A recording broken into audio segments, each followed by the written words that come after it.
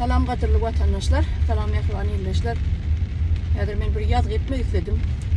Yani önümden bir video çıktı. Türkmenistan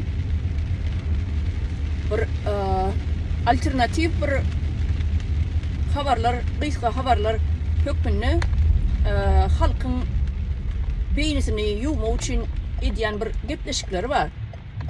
Bolar bolbosuz, yine şu hakta gepleşik etmek istedim. Özümüm yolla başka iş için gidip baryadım hədir. Şu yolla baktım edeyiniydim şu gepleşigi.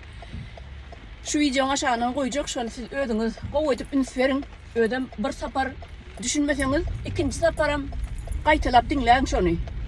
Sebebi o tayda şeyler bir absürt zatlar koyuyorlar da hayran alarsın ödem bir sesi koyulan sesli bir adamım tapyalar. Şoları gürledip diktir hükmüne gürledip çıkış ettiriyorlar, video koyuyorlar. Oğlum değil mi diye yine diye online niye kabir işleri online koyduk diye girip görebilirsiniz, girip okuyabilirsiniz diye. Türkmenistan'da internet yok. Bir öyün bile normal gürleşip olan yok. İmo işleyen yok, ol işleyen yok, bir işleyen yok. Absolut internet yok. Bulamayız ya. Online koyduk yine şu datları ödünüz yine online işlemi devam edip dur deyip adamların mazgısını oynuyor da. Şimdi siz üns verip dinleseniz şu yerde ödünüz mani çıkarırsınız. Neme diyenini. Şimdi şu videonun aşağına koyacak şunu ben ödünüzü görürsünüz şu girip dinlersiniz şolong diyen koyuyan videolarını çenni.